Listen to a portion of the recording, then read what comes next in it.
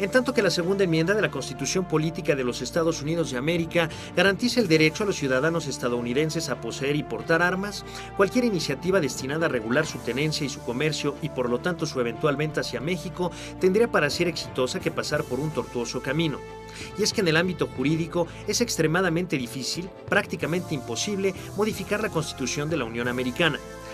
Pues quizá, embajador Jorge Montaño, uno de los, primera conclusión que podemos sacar de este segmento que acabamos de terminar, tiene que ver con que hay una necesidad de posicionamiento internacional de México más vigoroso, más obvio para afuera y para adentro, de qué tipo de estrategia queremos desarrollar con el mundo, primer punto. Segundo, en lo económico, unos retos muy grandes afuera, el reto también de mantener las cosas en orden adentro, y por último, el que mencionábamos de seguridad, en donde es un tema que, por lo menos a mi juicio, no sé si lo compartas, la vertiente internacional ha sido un tanto cuanto dejada de lado, y es curioso porque es un tema más bien de naturaleza transnacional. ¿Qué estrategias estaría planteando Peña en este último punto, concretamente seguridad y el mundo? Bueno, yo quisiera solamente decir una cosa. Creo que el tema internacional ha estado fuera de la campaña presidencial por parte de todos los contendientes. Es decir, creo que esto ha sido clarísimo, no es nuevo, esto ocurre en muchos países, ocurre en todos los países. Lo importante es lo inmediato y lo que concierne al ciudadano. En lo que toca a esta recomposición o replanteamiento, efectivamente, Enrique, sí hay toda una intención muy clara de revisar precisamente lo que ya se tocaba hace un momento, el tema de crimen organizado con Estados Unidos. Quiero decirte que ya compartirte que ya hemos estado platicando con cuando menos una veintena de senadores de los Estados Unidos, básicamente los vinculados con este tema, la senadora Feinstein, el senador Grassley, etcétera, el senador McCain, platicando un poco, digamos, tratando de calentar un poco el ambiente de qué es lo que podríamos hacer juntos. Me da la impresión de que hasta ahora, del año 2001 a la fecha, no hemos logrado cuajar literalmente una relación realmente productiva con Estados Unidos en materia de crimen organizado. La propia iniciativa Mérida para mí está llena de agujeros y de defectos.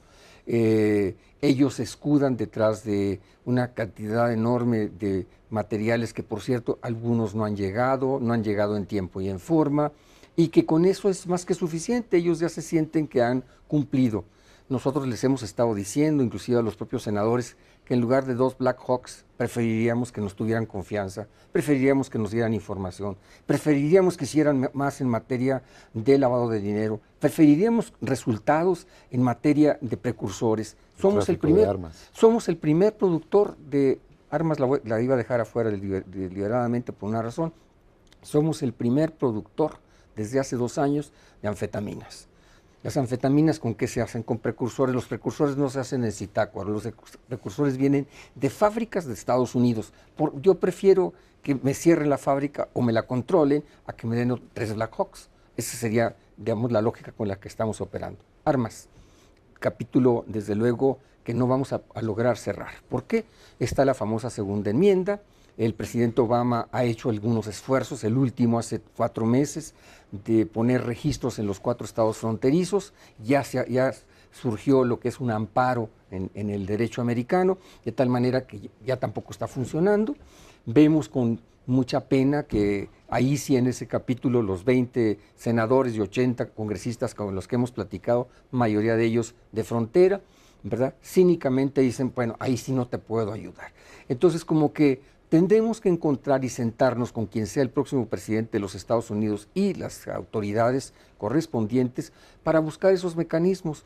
En tu tiempo, en el mío, había un diálogo muy constante a través de mecanismos diferentes, pero que nos acercaban a través de los gabinetes y los subgabinetes, ¿verdad?, a tener un diálogo constante, permanente. Esto se ha perdido. No es culpa de administración panista, ni mucho menos. En general, ha habido un como desinterés o desacomodamiento que lo han permitido ambas partes, y eso me parece que es muy serio.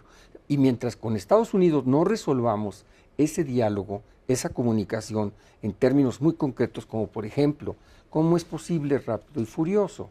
cómo es posible los lavados de dinero en nuestro país para encontrar cosas. Es decir, en los 90 les pusimos controles a los agentes de la DEA, se tenían que registrar, tenían registros muy concretos por parte de Cancillería.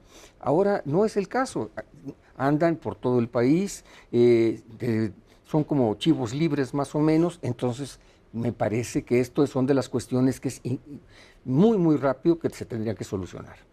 Ahora, en tus diálogos, los que ha tenido el propio Peña con Biden, por ejemplo, el vicepresidente cuando vino a México, con los congresistas que mencionabas hace un rato, ¿cuál es la lectura de un regreso del PRI al poder en México?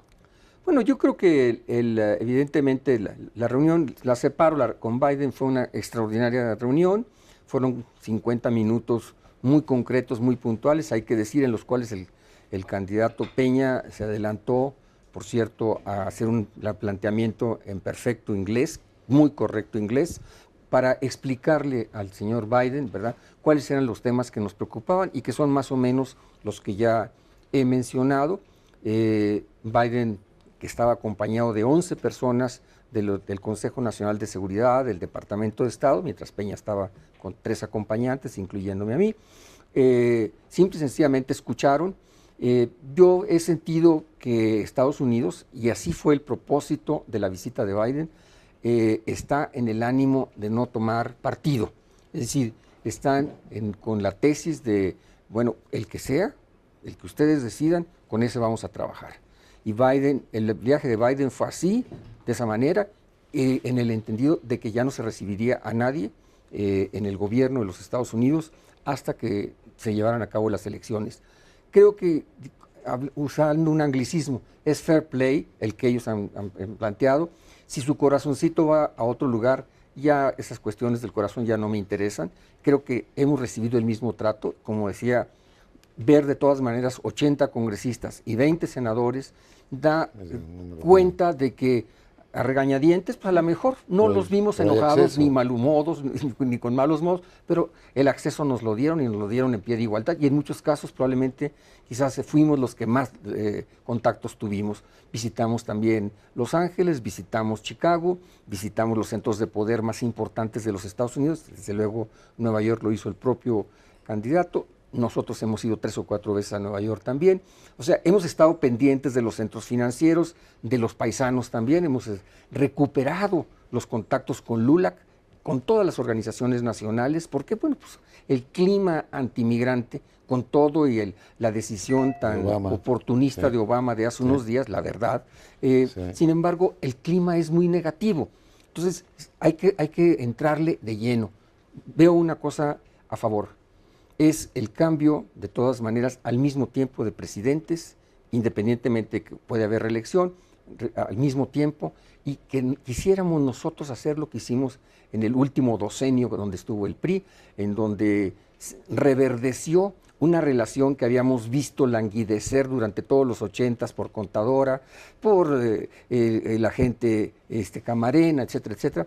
Nosotros quisiéramos que el encuentro que pueda darse en noviembre de este año entre presidentes electos vaya ya a puntos muy concretos, y que esos puntos muy concretos toquen lo interno y toquen también lo externo, en donde podemos trabajar juntos.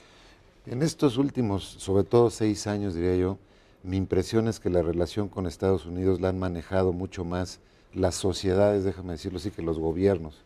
Ha sido bastante curioso, porque si bien los dos gobiernos manejan como alta prioridad su relación mutua, por otra parte, fuera de iniciativas pálidas como mencionabas, como la de la iniciativa Mérida, pues en realidad no hemos visto una comunicación, avance, rumbo, eso que señalabas muy al principio.